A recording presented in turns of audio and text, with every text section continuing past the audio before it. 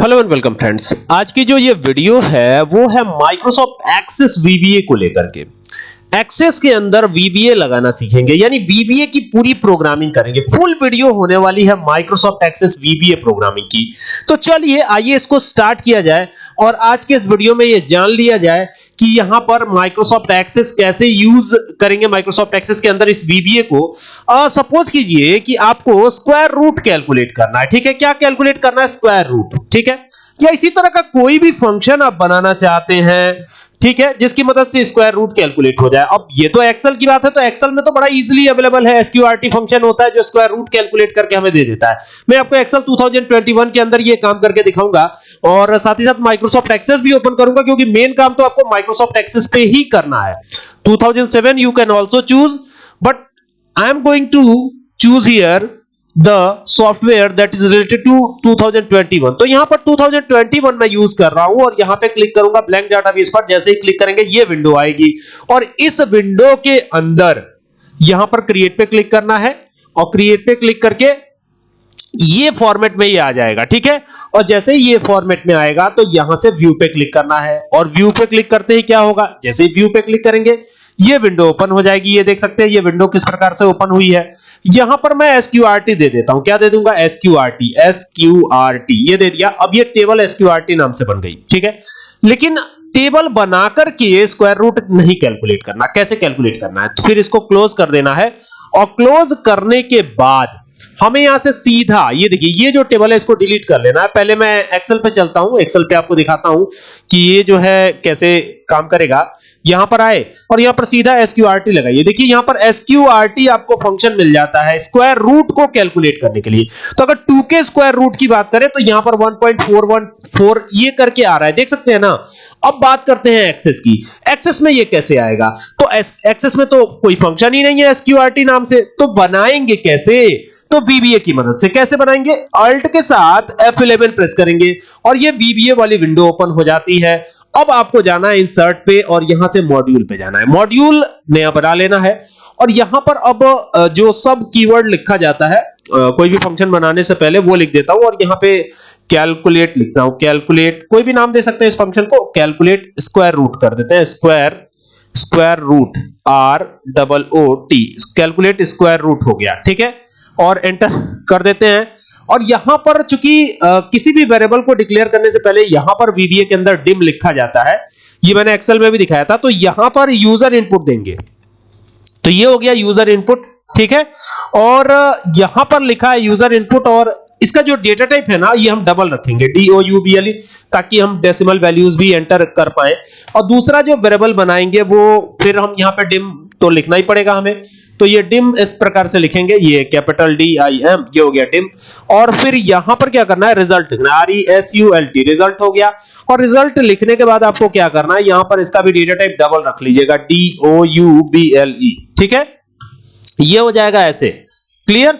तो यहां पे डिम रिजल्ट एज डबल, यहां पर डबल कर दिया और ये भी एज जो है कैपिटल ही लिखेंगे हम ऐसे। ये देखिए, तो अभी ये डबल इस प्रकार से आ जाएगा। ये आप इसको हटा करके यहां से जाएंगे, ये हो गया ये, और यहां पे DOUBLE, तो ये हो जाएगा डबल। ठीक है, और अब ये कर लेने के बाद, इतना सब कर लेने के बाद आपको क्या करना है? यहां पर एंटर करना है, नीचे आना है। नीचे आने के बाद आप वही यूजर इनपुट ऊपर बनाया हुआ है, तो ये लिखा user input is equal to. अब इसमें क्या होगा? तो एक इनपुट बॉक्स बनाएंगे, तो यहां पे लिख देते हैं इनपुट बॉक्स, सीधा लिख दिया इनपुट बॉक्स। ठीक है, आई आप कैपिटल दे सकते हो, यहां पे इनपुट बॉक्स ऐसे भी लिख सकते हैं आप, कोई दिक्कत नहीं है। ठीक है, तो ये इनपुट बॉक्स हो गया और यहां पर कोई नंबर हमें एंटर करवाना है यूजर द्वारा। तो यहां पे डबल कॉमा में क्या लिखेंगे? डबल कॉमा में लिखेंगे एंटर, यहां पे लिखता हूं ENTER, enter number, NO number कर देते हैं ऐसे, TO2 कैलकुलेट, ये हो गया कैलकुलेट, और it's square root, it's SQRT कर देते हैं, SQRT मतलब स्क्वायर रूट, बात तो वही है। तो ये हो गया, डबल कॉमा क्लोज किया, कॉमा लगाएंगे और यहां पर इसको स्टोर करेंगे स्क्वायर रूट कैलकुलेटर के अंदर। तो ये लिखा है SQUARE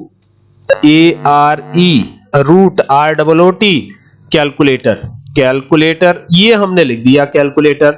ठीक है, तो ये हो गया स्क्वायर रूट कैलकुलेटर। अब इसी के अंदर ये जाएगा, तो अब ये तो काम हो गया, ये तो काम हो गया। अब यहां पर इफ एल्स की कंडीशन देंगे। अब इफ एल्स की कंडीशन देनी भी कैसे है ये भी तो देखना पड़ेगा। तो चलिए ये देखते हैं, समझते हैं कि इसको कैसे देना है। ठीक है, तो यहां पर क्या करना है आपको, यहां पर सिंपली लिखिएगा इफ, ऐसे लिखिएगा इफ। ठीक है, और यहां पे करिएगा इज is, क्या करिएगा is, is numeric, is numeric NUMERIC, is numeric, और ब्रैकेट ओपन करिएगा।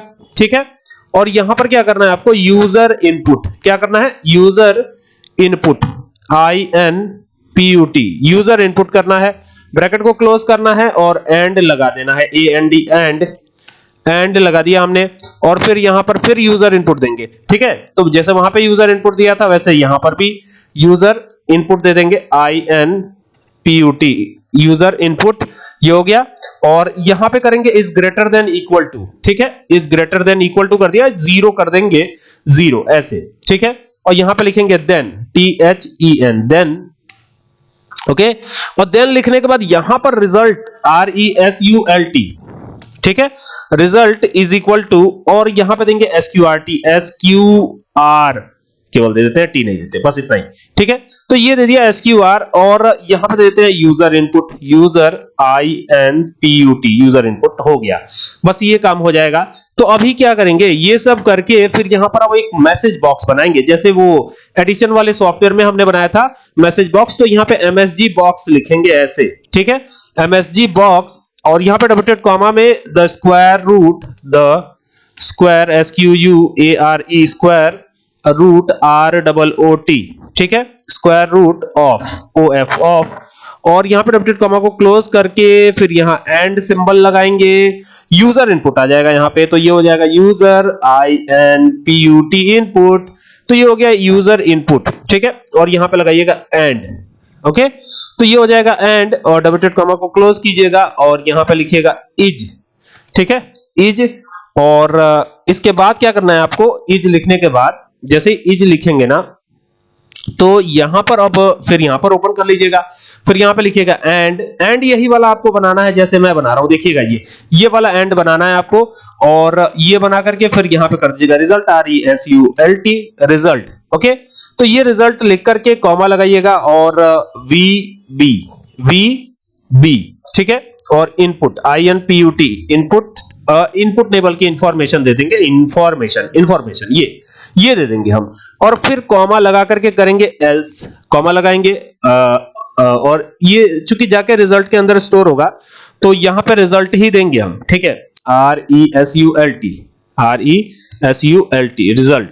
ठीक है, तो ये रिजल्ट हो जाएगा, और रिजल्ट देने के बाद कुछ इस तरीके से लिख करके देखिए, line MSG box the square root of, ऐसे थोड़ा सा करेक्ट कर दिया मैंने इसे, और फिर एल्स की कंडीशन पे आ जाइएगा। फिर एक और मैसेज बॉक्स नाम से जो है बना लिया है हमने, और यहां पर देखिए लिखा हुआ है please enter a valid non negative number VBA Excel information in, ऐसे करके कुछ लिख दिया है हमने। और अब अगर मैं इसको चलाता हूं, इसको तो पहले यहां से चलाएंगे, तो क्लिक करेंगे तो यहां पर आप देखेंगे कि ये कुछ ऐसे आएगा, कह रहा है ना कि वो नंबर एंटर कीजिए जिसका आपको स्क्वायर रूट कैलकुलेट करना है। तो कोई भी नंबर आप एंटर कर सकते हैं, लेकिन अभी मैंने आपको दिखाया कि एक्सेल में क्या था। ये देखिए, एक्सेल में 2 का स्क्वायर रूट आ रहा था 1.414, यही आना भी चाहिए, बिल्कुल सही है। तो अभी एक्सेस में आएगा कि नहीं आएगा, तो ये चेक करने वाली बात है। तो अभी इसको फिर से जो है चला तो दिया ही है, वो वाली विंडो ओपन करते हैं। तो ये विंडो ओपन हुई है। ठीक है, और अगर मैं 2 का स्क्वायर रूट चेक करता हूं, ये देखिएगा स्क्वायर नहीं है, स्क्वायर रूट है, यहां से ओके करिएगा। तो देखिए 1.41 ही आ रहा है, 1.41 समथिंग आ रहा है, देख सकते हैं यहां पर सेम वही आ रहा है जो एक्सेल पे आया था। दोनों को आप मैच कर सकते हैं, मैं इस पे दोनों को जो है सीरियल वाइज लगा देता हूं, आप देख सकते हैं दोनों में आंसर तो सेम ही है। यहां पे देखिए इसका भी आंसर और इसका भी आंसर, दोनों आंसर सेम है। ठीक है, अब चलिए किसी और का स्क्वायर रूट जो है यहां पर कैलकुलेट करके देखते हैं। एक बार इसको फिर से यहां से रन कराते हैं, और किसी और चीज का। और सबसे बड़ा फायदा इसका क्या है ना, कि जब आप बड़ा सॉफ्टवेयर बनाते हैं तो इस कोड का यूटिलाइजेशन कर सकते हैं वहां पर। ठीक है, तो अगर मान लीजिए अगर 3 का देखना है तो 3 का देख लीजिए आप, तो 3 का होता है 1.73। ठीक है, अब अगर इसी को एक्सेल में चेक करेंगे तो भी रिजल्ट सेम आएगा। तो कैसे आएगा, तो देखिए यहां पर मैं इस को एडिट करता हूं SQRT को, और यहां पर 2 के बजाय 3 दे देता हूं। अभी तक तो 2 रखा था हमने, यहां पे 3, यानी हमने एक्सेस में कस्टम फंक्शन का निर्माण किया है। तो 1.73 तो हमारा भी तो वही आ रहा था, एक्सेस में भी तो वही आ रहा था। तो जब हमने किया था तो यहां पे 3 का क्या आ रहा था, 1.73 आ रहा था। तो देखिए ये क्या आ रहा है, 1.732050 समथिंग समथिंग आ रहा है। तो ये बिल्कुल करेक्ट है। उम्मीद कर रहा हूं कि बात आपको समझ में आई होगी कि ये कैसे करना है, और ये काफी आसान भी है, बहुत बड़ी कोडिंग नहीं है, कोई बहुत बड़ी लेंथी कोडिंग नहीं है। तो जो भी सॉफ्टवेयर बनाते समय दिक्कतें आती हैं, उस लेंथी कोडिंग का ये सॉल्यूशन हो सकता है। ठीक है, तो इन छोटी छोटी चीजों को जरूर सीखिए आप, क्योंकि इनके माध्यम से आप बड़े सॉफ्टवेयर तक जाएंगे। और अगर ये छोटी चीजें नहीं आएंगी, आपको कहीं VBA की जरूरत पड़ गई, तो आप नहीं कर पाएंगे। तो मेरी ये बात याद रखिएगा, ठीक है। तो चलिए मिलते हैं अब नेक्स्ट वीडियो में, ठीक है। तो अब हम लोग नेक्स्ट वीडियो में मिलेंगे, और ये वीडियो आपसे 2-3 घंटे के बाद अपलोड होगी। फिलहाल तो ये तो अपलोड होने वाली है, ठीक है। तो चलिए अब नेक्स्ट वीडियो में मिलते हैं, तब तक के लिए keep watching, thank you for watching this video.